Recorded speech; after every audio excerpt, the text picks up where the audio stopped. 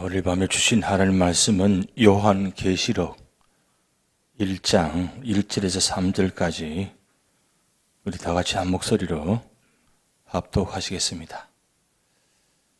요한계시록 1장 1절에서 3절 말씀입니다. 전체로 다 같이 큰 소리로 합독하시겠습니다. 예수 그리스도의 계시라. 이는 하나님이 그에게 주사 반드시 속히 일어날 일들을 그 종들에게 보이시려고 그의 천사를 그 종 요한에게 보내어 알게 하신 것이라.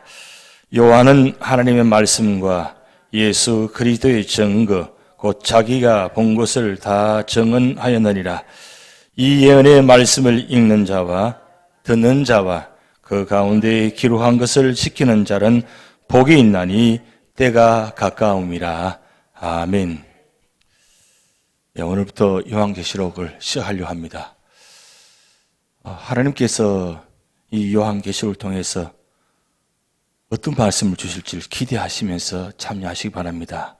그리고 1장부터 마지막 22장까지 이 말씀들을 한 시간도 놓치지 말고 참여하셔서 말씀 가운데 하나님께서 이 마지막 때에 이 요한계시록 주신 말씀이 무엇인가를 다시 한번 듣는 그런 축복의 시간 되시기 바랍니다.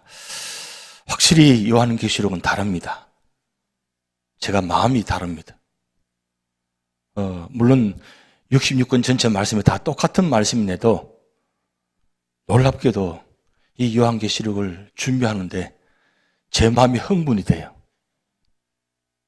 그리고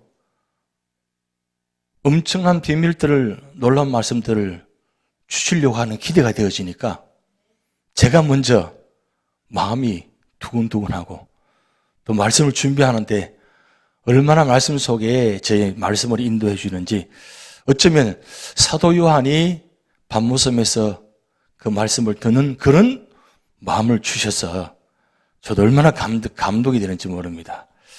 오늘 하루 종일 마음이 두근두근하고 또 저도 이 시간에 말씀을 주신 말씀을 기대가 되어집니다. 하나님 저를 통해서 하나님께서 놀라운 비밀의 말씀을 하실 텐데, 중요한 것은 말씀 가운데 말씀으로 분명히 말씀을 들으실 것입니다. 중요한 건 말씀 외에는 다른 것이 아니라 이미 예언된 말씀 가운데 이 말씀 중심으로 진행됩니다. 사실은 요한계시록은 해석하기가 굉장히 복잡하고 이해하기 힘듭니다. 학문적으로나 학적으로, 신학적으로 저는 말씀드리지 않으려고 합니다. 어차피 그건 말씀드려도 굉장히 헷갈리기만 하고 힘들기 때문에 말씀 중심으로 해서 진행하려고 합니다. 근데 한번 사도 요한이 유배진 밤모섬을 한번 가봐야 되는데, 한번 다 같이 한번 가봐야 되겠습니까? 예, 가실 날이 있겠죠, 그죠? 이제 중요한 건, 이 밤모섬의 배경입니다. 그리스에서 약 한 56km 떨어지는 곳인데, 저곳이 바로 사도 요한이 유배진 밤모섬입니다. 거기 산 위에 보면 요한계시록을 기록한 동굴교회가 있습니다. 이 동굴교회가 산 위 정상에 있습니다. 그런데 건물이 이 동굴에 있는 그 위에다가 건물을 지어놨기 때문에 저 속에 들어가면 바위가 다 구성은 되어 있습니다. 근데 저 정문에 제가 네모로 표시를 딱 해놓았는데 한 그림이 있습니다. 지금 무슨 그림이냐면, 그 다음 장면 보시면 잘 보이십니까? 위에 한 사람이 서 있고 한 사람이 앉아서 지금 글을 쓰고 있습니다. 우리가 보통 일반적으로는 이 요한계시록을 사도 요한이 기록했다고 하는데, 사실은 사도 요한이 기록한 것이 아니고, 사실은 사도 요한은 하나님의 환상을 보고 그리고 구도로 전달하면 스데반 빌리 브로고로라는 7 지사 중에 이 브로고로가 대필한 것이 바로 요한계시록입니다. 그러면 한번 생각해 보시기 바랍니다. 사도 요한은 하나님께서 환상을 보여주십니다. 그 환상 보여준 그 환상을 지금 브로고로에다가 전달합니다. 전달하면 지금 이 장면을 보면 사도 요한이 서서 이야기를 하고 있고 브로고로가 앉아서 지금 글을 쓰고 요한계시록을 받아 쓰고 있습니다. 저 장면이 동굴 입구에 사진이 이렇게 새겨져 있습니다. 그리고 안에 들어가면 그 다음 장면에 요한계시를 기록한 동굴 내부가 나옵니다. 여러분, 위쪽은 바위입니다.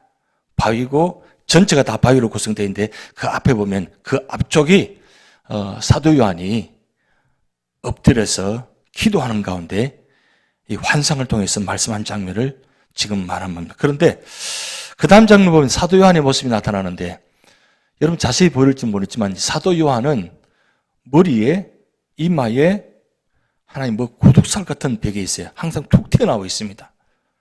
왜 저렇게 툭 튀어나와 있나 내용을 보면 사도 요한이 그 바위에 머리를 엎드려서 하도 1년 8개월 정도 엎드려 있다 보니까 그이가 고둑살의 벽에서 이렇게 앞에 툭 튀어나온 사진들이 있다는 겁니다. 그래서 사도 요한의 모든 사진들은 다 이마에 이렇게 툭 튀어나온 사진이에요. 혹이 났는가 생각했는데 아니고 하도 바위에 엎드려서 기도를 많이 하다 보니까 사도 요한의 이마가 그렇게 됐다는 겁니다. 여러분 생각해 보시기 바랍니다. 하나님께서 기도하는 가운데 환상을 보여주시는데 그 환상 가운데 놀라운 비밀을 보여주시잖아요. 그러면 이 사도 요한이 엎드려 있는데 그 엎드린 자가 바위입니다. 한번 너무 감동되고 너무 놀라서 머리가 항상 부딪히지 않겠나. 아마 처음에는 이 머리가 깨어져 가지고 피가 많이 흘렀을 것입니다. 근데 그게 워낙 환상을 많이 보여주다 보니까 내가 깨어진지도 모르고 그렇게 바위에다가 머리 이마를 대고 기도하는 가운데 환상을 보았다는 거예요. 머리 깨지는 게 문제가 아니죠. 피가 나는 게 문제가 아니죠. 왜? 지금 이 시간에는 하나님께서 요한계시록을 통해서 환상을 보여주시는데 이 모든 환상들이 얼마나 놀라운 일입니까? 근데 왜 하필이면 사도 요한일까요? 많은 제자들 중에 왜 하필이면 사도 요한에게 이런 하나님의 비밀을 보여주셨을까요? 사도 요한은 마지막까지 예수님 어머님을 에베소에서 극진히 모신 사람입니다. 거기에서 에베소에서 요한복음 그리고 요한 1, 2, 3서를 기록했습니다. 기록하고 그 다음 약 94, 5년경에 이 황제로부터 핍박을 당해서 이 밤모습으로 유배당합니다. 그래서 95년에서 96년 사이에 이 밤모습에서 하나님의 환상을 보고 기록한 장면이 나타납니다. 근데 왜 하필이면 사도 요한이냐겠죠. 사도 요한 하면 우리가 요한복음 보면 무슨 장면이 많이 떠오르냐면 언제나 예수님 품에 기대어 있는 사람. 제자들 중에 예수님을 가장 사랑하는 사람. 오죽했으면 예수님께서 마지막 장면에서 십자가에서 영원히 아들아, 내 아들아, 내 어머니를 너에게 맡긴다. 어머니를 요한에게 맡길 정도로 이 요한과 예수님과의 관계는 제자와 스승과의 관계를 초월해서 사랑의 관계였다는 거예요. 그래서 왜 사도 요한이냐? 하나님이, 예수님이 사랑하는 사람에게 보여주신다는 거예요. 그래서 여러분 요한계시록 1장부터 22장까지 사도 요한이 본 환상, 이 장면을 보기를 원하십니까? 너무 무서워서 아무도 대답 안 하시는데 이런 장면은 안 봤으면 좋겠어요. 사실은 너무 끔찍한 장면, 너무 무서운 장면이기 때문에 사실은 보기 힘듭니다. 사실 보는 것조차도 두렵습니다. 그리고 그 본 환상을 그대로 기록한다는 것도 두려운 일입니다. 그런데 왜 사도 요한에게 보여주느냐? 결국 사도 요한을 통해서 하는 마지막 이 작품을 사랑하는 사람에게 남겨주신다는 것. 그래서 오늘 요한계시록부터 전체로 20장까지 말씀을 상고하는 가운데 여러분 하나님께서 주시는 은혜를 사모하고 은혜를 받기를 원하신다면 주님을 사랑하시기 바랍니다.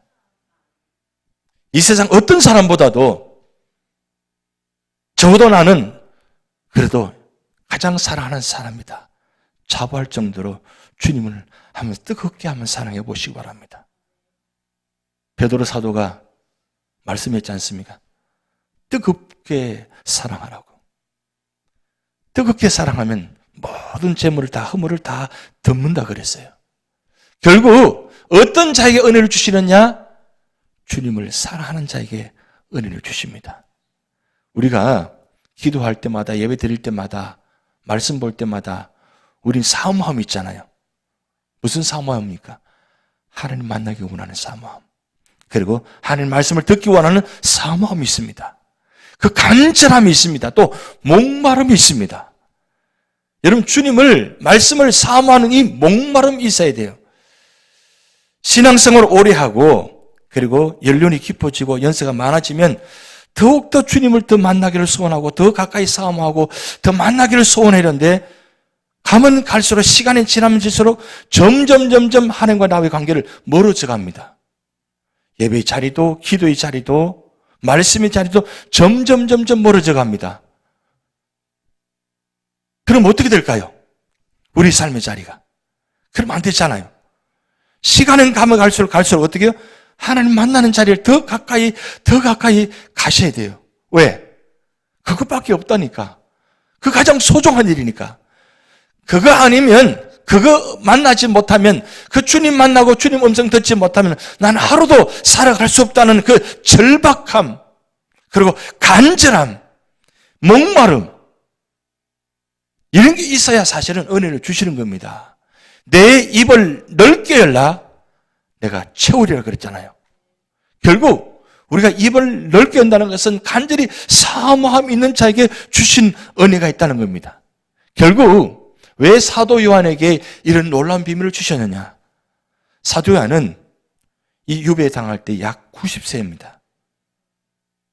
90세거든. 그때 그 당시에 굉장히 연로한 노인입니다. 90세에 유배를 당해서 그 자리 가서 바모섬에서 사도 요한이 무엇일까요? 지금까지 아무 일을 하지 않고 이 자리에 왔으면 모릅니다만은 에베소에서 요한복음을 기록하고 요한 1, 2, 3서를 기록하고 열심히 에베소에서 목회한 사도 요한입니다. 그러다가 유배를 당했습니다. 그러면 이 바모섬에 있는 이 사도 요한의 모습 한번 생각해 보시기 바랍니다. 얼마나 간절히 기도했을까요? 주님, 내 나이 90대였습니다. 이 90세에 내가 유배당해 와서 내가 복음을 전하지 못하는데 하나님, 복음을 전하게 하나님 인도하옵소서. 그래서 복음을 전하기를 사모한 마음으로, 간절한 마음으로 그 바위에 엎드려서 기도하는 가운데 하나님께서 놀라운 비밀을 보여주시잖아요. 여러분, 아무에게나 이런 은혜 주시는 게 아닙니다. 결국 누구의 은혜 주시느냐? 사도 요한처럼 그 바위에서 엎드려서 간절히 주님의 마지막 90이 되어도 마지막까지 주님은 더 사명 감당하기 원합니다. 더 간절히 사모하고 더 하나님께 엎드려 있으니까 하나님께서 그에게 은혜를 부어주셨잖아요. 누구에게도 보이지 않는 이 놀라운 비밀을 하나님이 사도 요한에게 보여주시다는 겁니다. 그러면 왜 하필이면 이때 사도 요한에게 이 말씀을 기록해가 있는가? 기록한 목적이 있습니다. 오늘 나눠드린 유인물 한번 보시기 바랍니다. 뒷면에 보면 기록 목적인데 시대의 배경과 종교적인 상황입니다. 지금 사도 요한이 이 바모섬에 유배당할 그때에 이 도미티안 황제, 정말 악한 자입니다. 이 예수 믿는 사람 얼마나 기독교를 핍박했는지 가장 어려울 때, 힘들 때에 이 사도 요한이 유배를 당했어요.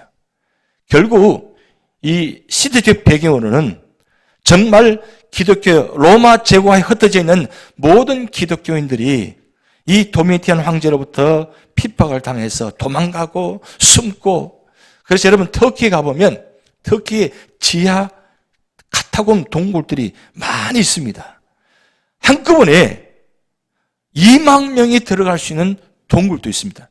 제가 한번 보여드렸습니다만 사진으로 그런 자리가 30몇 곳이라고 합니다. 여러분 동굴이 얼마나 파기 힘듭니까? 그런데 파고 들어가서 2만 명이 수용할 수 있는 자리가 있다는 건 놀라운 일이 아니에요. 왜 그렇게 깊이 들어간 겁니까? 그만큼 파기가 심했다는 거예요. 그 정도로 온 지역에 이 박해로 해서 도망가면서 그렇게 극한 박해 가운데 있었기 때문에 하나님께서 이 사도요한을 통해 가지고 이 요한계시록을 말씀을 기록하게 하셔가지고 이 말씀을 전해서 모든 믿는 자, 핍박받는 자들에게 이 요한계시록 말씀을 통해서 희망이 되게 하는 거예요.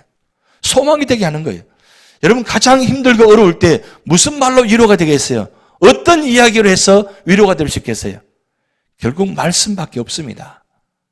여러분 힘들고 어려울 때 말씀을 전하고 말씀을 가까이 하고 말씀을 읽어야만 결국 말씀이 나를 위로하고 말씀이 나를 이끌어가는 거예요. 내가 말씀 읽기 힘들어도 말씀 읽게 된 이유가 무엇입니까? 말씀이 나를 인도하셔야 되기 때문입니다. 말씀이 나를 사로잡아야 돼요. 말씀 속에 하나님 놀라운 비밀이 담겨 있잖아요. 고난 가운데 역경 가운데 있는 그 모든 성도들이 말씀 가운데 주님의 은혜를 참아하고 핍박당하고 고난 가운데도 십자가형을 당하면서도 끝까지 이겨낼 수 있는 힘든 어디서 나타난 겁니까? 바로 주님께서 나를 위해 십자가에 죽으셨다는 것, 나를 위해 죽기까지 피 흘리셨다는 것, 이런 그 피 흘림의 고난의 역사를 주님의 모습을 말씀 가운데 보기 때문에 말씀을 통해서 보는 순간 내 고난, 내 핍박당하는 이건 예수님의 만분의 1도 되지 않는다. 그러니까 결국 예수님 바라보니까 말씀 바라보니까 핍박과 고난 가운데 이겨낼 수 있다는 사실이에요.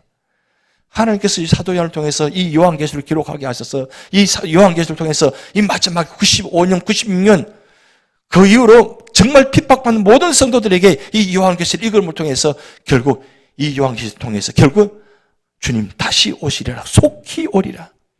조금만 인내하라.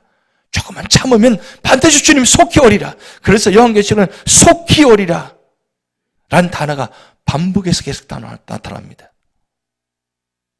그게 바로 시대적 배경입니다. 그러면서 종교적인 상황도 무시할 수 없는 상황인데 보면 기독교와 유대교가 결국은 처음에는 같이 한 교회에서 이루어져 나갑니다. 근데 어느 순간부터 나눠집니다. 왜 나눠지느냐? 유대교는 율법을 강조하거든요. 그런데 기독교는 믿음을 강조하거든요. 유대인들은 믿음만 아니라 율법을 지켜야만 구원받을 수 있다. 근데 기독교인들은, 예수 믿는 사람들은 율법을 지킨다는 것은 결국 율법을 우리는 완전히 지킬 수가 없다. 결국 예수를 믿어야만 우리는 구원받을 수 있다. 그래서 초대 교회 안에 얼마나 많은 분쟁이 있는지 모릅니다. 사도 바울이 1차, 2차, 3차 복음을 전하면서 그 청교인 가운데 가장 힘든 자리가 뭐냐? 바로 헬라파 유대인들, 흩어진 유대인들이 교회 안에 들어와서 얼마나 많은 핍박을 했습니까? 이겁니다. 예수만 믿어서는 구원받을 수 없다. 율법을 지켜야 된다. 할례까지 지켜야 된다. 이것 때문에 사도 바울뿐만 아니라 모든 제자들이 복음을 전하면서 가장 힘든 상황이 있습니다. 이런 종교적으로 유대인들부터 핍박을 당합니다. 거기다가 기독교 이방 종교 간에 치열한 전투가 일어납니다. 이방 종교가 그때 워낙 왕성하게 활발하게 하다 보니까 결국 예수 믿는 사람 때문에 예수 믿는 자들이 온 지역에 흩어지니까 점점점 물어나니까 이방 종교 믿는 사람들이 자기 하는 모든 직업들이 모든 것이 다 무너지거든요. 그래서 결국은 어떻게 해요? 이방 종교 믿는 사람들이 이 기독교인을 핍박하기 시작합니다.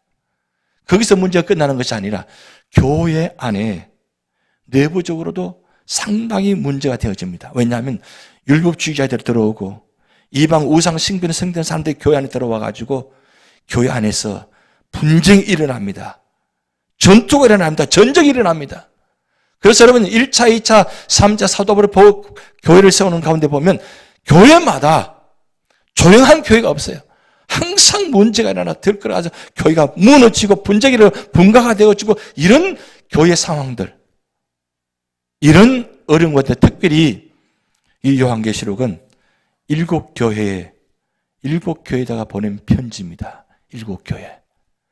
이 7교회는 에스보두 사빌라 7교회 대표적인 교회입니다. 많은 교회인데 그중에 대표적인 교회에 이 편지를 보내가지고 이 편지를 통해서 다시 한번 교회를 세우기 위함인데 앞장을 보시면 계시록 기본 구성이 나옵니다.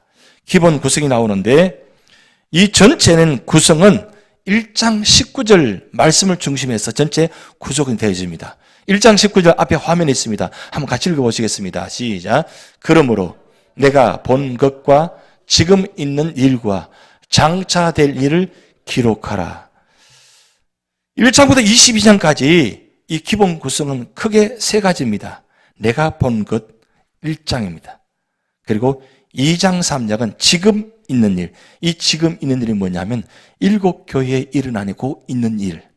그 일을 현재 기록하고 있습니다. 그런데 사도 요한이 바모섬에 갇혀 있으면서도 이 에스보드 사빌라 소아시아 7교회가 사실은 하나님께서 환상을 통해서 다 보여주십니다. 지금 7교회 안에 어떤 문제들이 있는지 그 문제들을 다 보여주십니다. 보여주시면서 말씀하신 내용들이 바로 7개의 말씀인데 바로 2장, 3장입니다. 지금 현재 일어나고 있는 일. 근데 여러분 7교회의 이 모습을 보면 어떻게 그때 모습이나 오늘날의 모습이 똑같은지, 결국 사람 사는 세상은 1000년 전이나 지금이나 똑같다. 2000년 전이나 지금이나 똑같다. 별 사람 없다는 거죠. 뭐 유럽 사람이나 아시아 사람이나 미국 사람이 다 똑같다는 거예요. 사람은 하나님께서 다 만드신 다 똑같은 작품들이에요. 그래서 어딜 가든지 다 같은 작품들이에요. 같은 작품이라는 것은 같은 모습이 다 담겨 있다는 거예요. 단지 얼굴 모습만 다를 뿐이지 문화적인 모습이라든가 습관이나 행동, 모든 생각 다 똑같은 거예요. 그런데 중요한 건 그 작품들 속에 이 죄성은 다 똑같다는 거예요. 다른 게 하나도 없다는 거예요. 지금 에스보드 사빌라 소아시 7교회 안에 있는 모습들을 보시면 정말 어떻게 우리와 똑같은지. 여러분 그래서 2장 3장 볼 때 우리 교회 모습, 나의 모습 한번 보시기 바랍니다. 이 교회란 말은 두 가지 의미가 있어요. 보이는 교회와 보이지 않는 교회. 유형교회, 무형교회. 보이는 교회는 이 건물 교회입니다. 실제로 보이는 거. 무형교회, 보이지 않는 교회는 각자 개인들의 교회입니다. 그런데 교회 안의 모습이 어떤 모습인지, 그리고 그 교회 안의 모습을 통해서 어떻게 하나님께서 말씀하시는지 그 2장, 3장 기록되어 있습니다. 그리고 4장부터 22장까지는 장차될 일입니다. 여러분 보시면 주제가 나와 있습니다. 중간 부분에 주제가 나와 있는데 계시의 주체가 누구냐? 바로 예수 그리스도입니다. 주체. 그리고 두 번째 보면 2장과 3장 사이에 이상적 교회상이 나옵니다. 소아시아 7교회를 통해서 가장 이상적인 교회가 어떤 교회 모습인가? 가장 바람직하지 못한 교회가 어떤 교회인가? 그 모습을 한번 보시기 바랍니다. 그러고 난 다음에 4장부터 22장까지는 그리스도 재림 전후에 일어날 사건들입니다. 이는 정말 어마어마한 일들의 사건들이 기록되어 있습니다. 그래서 결국은 여기 문단 구분, 주제, 문체, 장소, 기간 이 전체를 한 도표에 만들어 놓았습니다. 이거 중심에서 전체를 진행하려고 합니다. 그런데 보면 밑에 그림이 있었죠.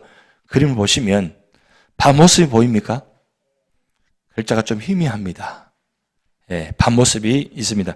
밤모습에서 가장 가까운 교회가 에베소 교회입니다. 에베소. 그래도 다행히도 사실은 이 사도 요한이 에베소 교회에서 목회를 하다가 에베소 지역 목회를 하다가 밤모습으로 유배를 당합니다. 그런데 보면 에서버두 사빌라 이렇게 순서도 돌아가죠. 순서가 돌아갑니다. 지금 말씀의 순서가 에서버두 사빌라 순서로 진행되어집니다. 근데 요한 사도가 보로고를 통해서 대표를 하게 하셔서 결국 하나님의 말씀을 기록하는데 결국 이 말씀을 통해서 1절 말씀, 우리 성경 말씀 다시 가보시면 1절 말씀 이렇게 기록됩니다. 예수 그리스도의 계시라. 이는 하나님이 그에게 주사 반드시 속히 일어날 일들을 그 종들에게 보이시려고 그의 천사를 그 종 요한에게 보내 알게 하신 것이라. 자, 그런데 하나님이 그에게 주사 그랬어요. 하나님이 그에게 주사. 그에게는 누구냐? 바로 예수 그리스도입니다. 예수 그리스도에 주셔서 반드시 속히 일어날 일들을 그 종들에게 보이시려고. 그 종들은 누구냐?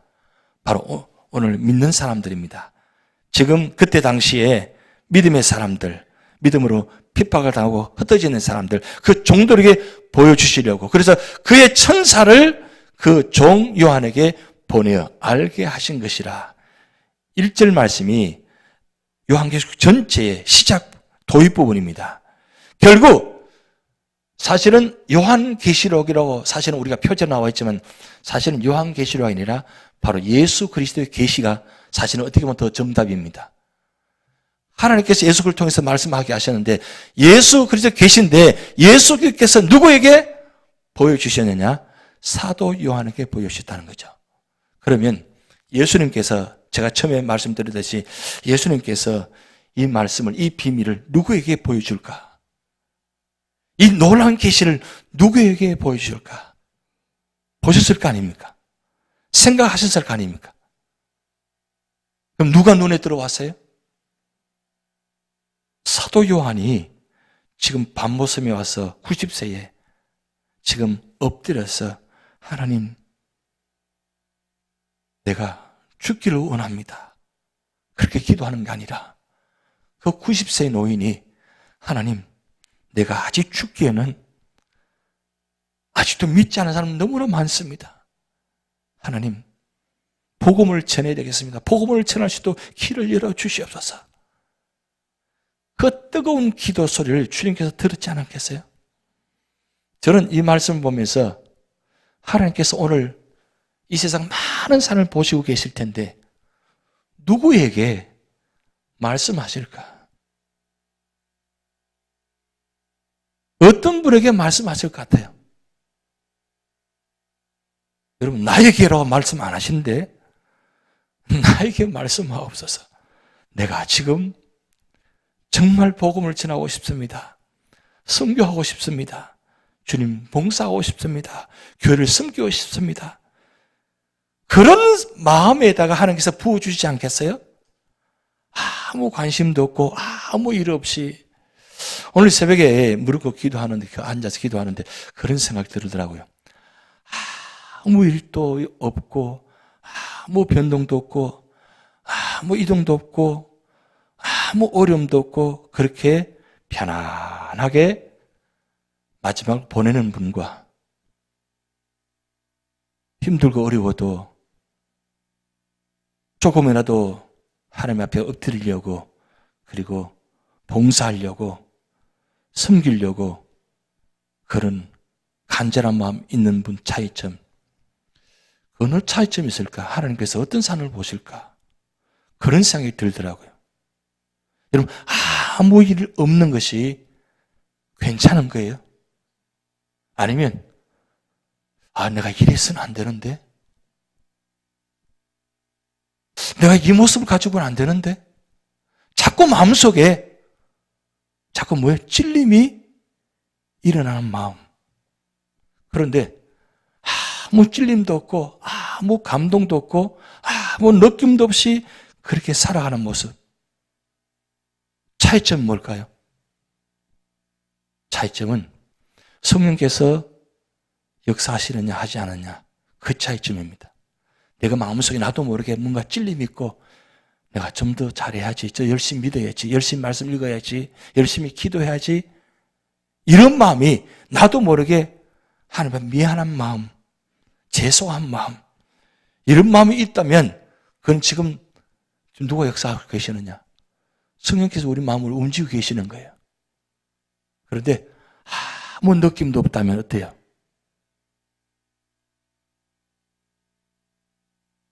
좀 심하게 표현하면 로마서 1장의 말씀처럼 하나님께 버려주사. 여러분 그 말씀 생각나지 않습니까? 왜 제가 이 말씀 드리냐면 주님께서 이 세상을 바라보실 때 이 비밀의 말씀을 누구에게 전할까? 누구에게 보여줄까? 기왕이면 뭐요?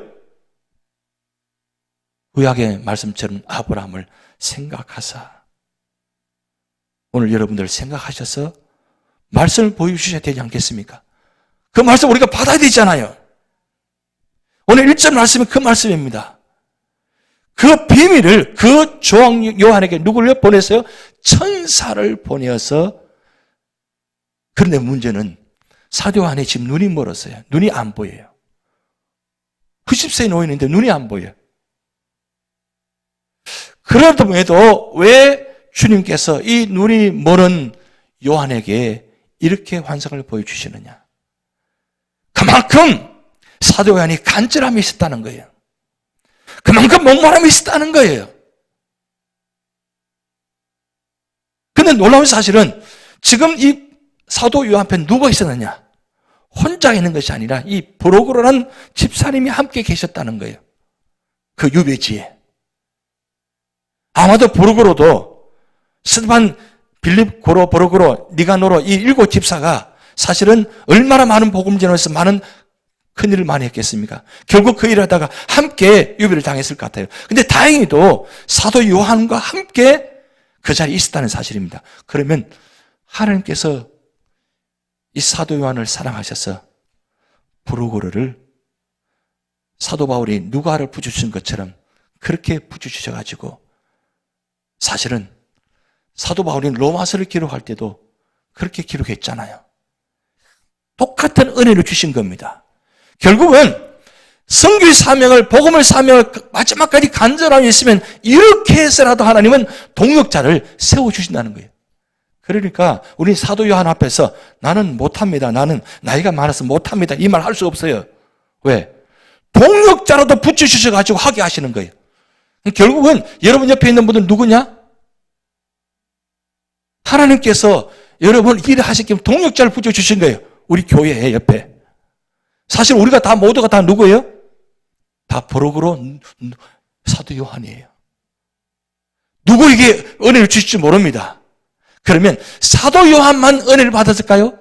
대필한 브로그로도 얼마나 은혜를 받았겠어요? 그 말씀이 사도 요한의 입술을 전해질 때에 이 브로그로가 얼마나 떨리는 심령으로 이 말씀을 받아서 기록했을까요?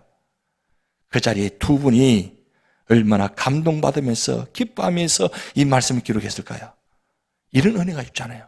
결국은 오늘 1절 말씀 주시는 것은 뭐냐면 결국은 간절함이 있고 목마름이 있으면 하나님은 반드시 보여주신다.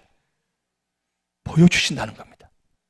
여러분 이번 요한계시를 통해서 하나님께서 모르는 비밀들을 보시기를 원합니다.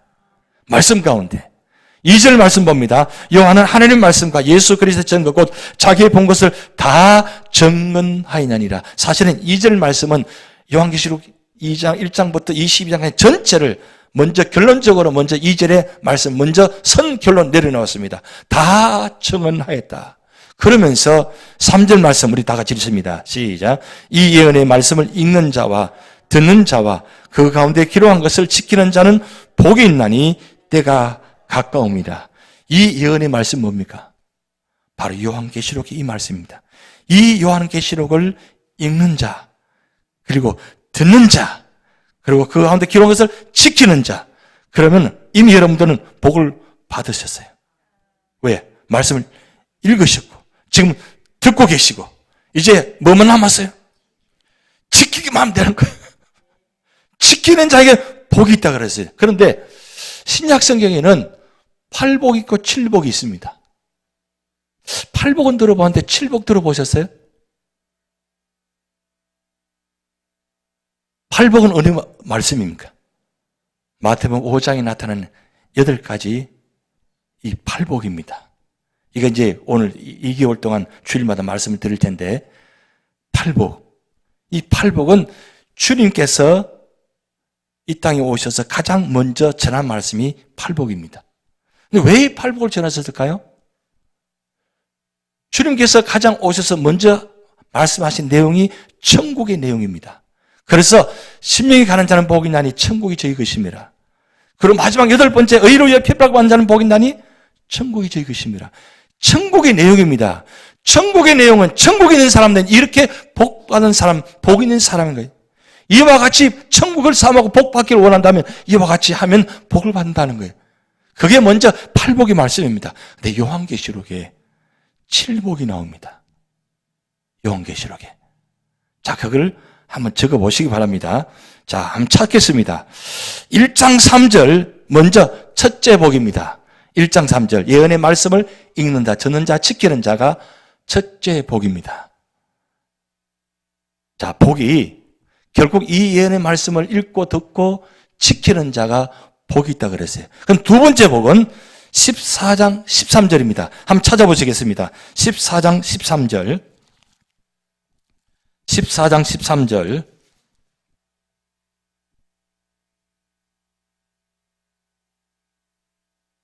천국 항성 예배 때 가장 많이 말씀 전하는 내용입니다. 자, 14장 13절 같이 있습니다. 또 내가 들으니 하늘에서 음성이 나서 이르되 기록하라. 지금 이후로 주 안에서 죽는 자들은 복이 있도다 하시매 성령이 이르시되 그러하다 그들이 수고를 거치고 쉬리니 이는 그들의 행한 일이 따름이라 하시더라. 그 복이라 표시 넣으시기 바랍니다. 복. 두 번째 복입니다. 결국 어떤 복? 말씀 읽고 듣고 지키다가 하나님 부르심 받아서 주님 안에서 죽는 자가 뭐요? 복이라는 거예요.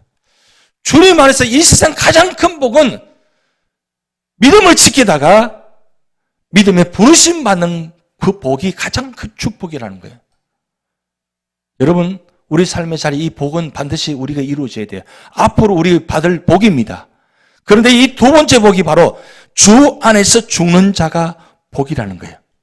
자, 그 다음 세 번째 16장 15절 16장 15절 찾습니다. 16장 15절 제가 말씀드린 구절들은 다 표시해 놓으시기 바랍니다. 자, 세 번째 복입니다. 15장 15절 있습니다. 보라 내가 도둑같이 오르니 누구든지 깨어 자기 옷을 지켜 벌거벗고 다니지 아니하며 자기의 부끄러움을 보이지 않은 자는 복이 있도다. 자, 여기 보면 깨어 의의 옷을 입고 자기 부끄러움을 보이지 않는 자. 결국 이 옷은 어떤 옷이냐? 믿음의 옷입니다. 의의 옷입니다. 우리는 다 벌거벗은 것 같이 이 죄 많은 사는 모습들입니다. 그런데 이 죄 많은 모습을 뭐요? 주님의 의의 옷으로 입혀주시는 거예요. 그래서 부끄러움을 당하지 않아요. 창세기 보면 아담과 하와가 죄를 짓고 난 후에 숨었다 그랬어요. 왜 숨었어요? 부끄러워가지고. 옷을 다 입지 않았을 때는 아무도 몰랐어요. 그 부끄러운지 몰랐어요. 근데 죄가 들어오니까 부끄러운 걸 알게 되는 거예요. 그런데 여기 보면 의의 옷을, 믿음의 옷을 입으면 어떤 상황도 우리는 부끄러워하지 않는다는 거예요. 여러분, 믿음으로 사는 건 정정당당한 겁니다. 우리 예수 믿는 것 부끄러운 일이 아니에요. 수치스러운 일이 아니에요. 왜? 가장 축복된 일이니까. 이 복이 여러분에게 있기를 바랍니다. 예수 믿는데 비밀 첩보원처럼 누구도 알면 안 돼. 유저지 연합장로 교인이라고 알면 안 돼. 그럼 그게 무슨 모습이에요? 예수 믿는 게 부끄러운 거야. 유저지 연합교회 들어가는 게 부끄러운 거예요. 그게 왜 부끄러운 일이에요? 얼마나 감사한 일과 축복된 일인데. 보세요. 세 번째 복은 이런 복입니다. 주님께서 의의 옷을 입혀주시면 부끄러움을 당하지 않나 그랬어요. 마지막 때 이 축복. 자, 그 다음 네 번째 축복입니다. 19장 9절 찾아봅니다. 19장 9절 네 번째 복입니다. 19장 9절 자, 같이 있습니다. 천사가 내게 말하기를 기록하라. 어린 양의 혼인잔치에 청함을 받은 자들은 복이 있도다 하고 또 내게 말하되 이것은 하나님의 참되신 말씀이라 하기로. 자, 어린 양의 혼인잔치에 청함을 받은 자가 복이 있다 그랬어요. 이건 정말 귀한 축복이죠. 미국에 살아가면서 이 혼인잔치에 청함 받는 것도 참 복입니다. 요즘 다 어떻습니까? 이 결혼식에 잘 참여하지 못해요. 초청을 안 하니까. 가족만 이렇게 하다 보니까 외부 사람을 잘 초청하지 않아요. 옛날에는 누구든지 초청 안 해도 가도 당연하게 참여하면 축복이라고 생각하잖아요. 그런데 요즘은 청함을 받아야만 축복이라는 거예요. 어떻게 하면 이런 모습이 점점 하나님의 말씀을 지금 보여주시는 것 같아요. 결혼 예식에 청함을 받는다는 건 축복이잖아요. 선택이잖아요. 그런데 중요한 건 마지막 주님의 어린 양 혼인잔치에 신랑 대신 예수님의 혼인잔치에 우리가 어떻게 초청받아야 돼요? 신부로 초청받아야지. 손님으로 초청받는 게 아니라 신부로 초청받는 거예요. 그 자리가 뭐요? 가장 큰 축복이라는 거예요. 이게 네 번째 초대된 자. 그리고 다섯 번째 20장 6절 찾았겠습니다. 20장 6절 같이 찾습니다. 있습니다. 시작. 이 첫째 부활에 참여한 자들은 복이 있고 거룩하도다. 둘째 사망이 그들을 다스리는 권세가 없고 도리어 그들이 하나님과 그리스도의 제사장이 되어 1000년 동안 그리스도와 더불어 왕노릇하리라. 이 부활입니다. 바로 예수님께 재림하시면 우리가 부활하잖아요. 이 부활에 참여하는 자가 바로 생명의 부활, 축복된 부활하는 거예요. 그리고 22장 여섯 번째 복입니다. 22장 7절, 22장 7절